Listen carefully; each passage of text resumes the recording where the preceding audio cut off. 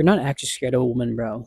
You're not. Because when I was younger, I remember I used to be so scared to even just approach girls. Quite literally, I wouldn't even approach any girls in public or at my school. I wouldn't even approach girls that I found attractive or even my sister's friends. I would just be even scared to even really talk to them because I just felt so stifled.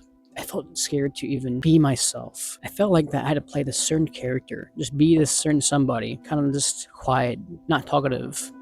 Sometimes even thinking like, oh, I'd be cool. At the same time, just being so damn scared to just talk to them, be open, and just overthought most of my thoughts. And because I overanalyzed and overthought, I just hated myself, hated who I was, not being able to be confident just to talk to that certain somebody who I like. Now, this doesn't just apply to just girls, but also, bro, it just applies to in life in general. Just talk to people you're scared to talk to. Now, brother, why you are not actually scared to talk to girls? You're not actually scared, even if you believe you are. What you're actually scared of is what would happen if you spoke to that girl. What would happen if you approached? What would happen if you just said what was on your mind? You might overanalyze, you might overthink, you might just even think that maybe that person is out of your league. You might think that you're not good enough. You're not this person you want to be to actually be with that person. But it's really not you fearing the rejection itself. Your fearing is something a little deeper. You're fearing the not rejection, but the projection you have on the scenario. What would happen if you did this? You're afraid of, if I spoke up, if I speak out,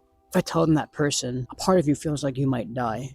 Maybe you might even believe something bad might happen, or just scared to approach because maybe you believe that there's too much, maybe bull crap to happen in that relationship that might play out in your mind. Realize, bro, it's your projection and just the idea.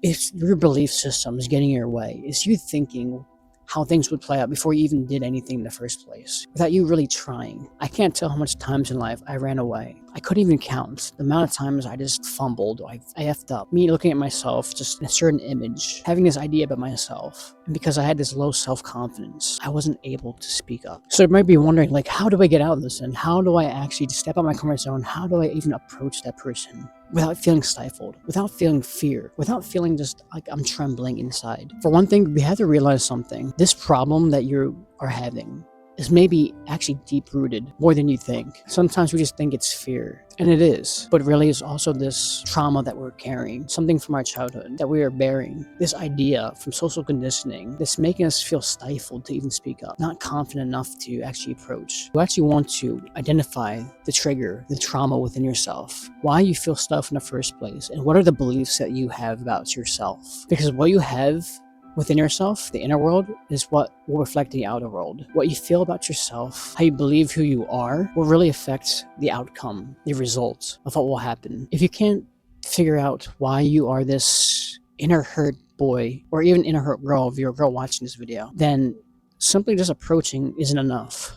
Because somewhere in between, there's still that hurt kid, hurt boy, hurt girl that carries this deep wound, carrying this fake identity, this false identity of who you believe you are, because maybe society told you, maybe the world told you, and convinced you to be that type of person. Now, yes, I understand that approaching is also part of the equation, to even step out your comfort zone and to just do it, which you see a lot in the self-development community. And I believe that is a good method, but also just to do the inner healing. Really, I do believe that's also part of the solution, is to have the inner healing. Because if you're really just always trying to do the outer work, thinking by just stepping out your comfort zone will fix all the problems, then you're really missing the point that you also need to heal the inner world, to heal yourself first, to heal yourself from this trauma. Because really, if you were just doing that, then you'd be just like as if you're fixing a wall by just covering it instead of actually filling the hole, reminding you that the hole's still there, and just by covering it, you're not actually filling the cracks. You have to really just understand the beliefs and the why you feel that way in the first place. Why do you feel stifled in public to talk to women? Who told you this was true about yourself? Who told you you had to be scared? And why do you even have to be scared? Because they're really just a human being. There's nothing to be scared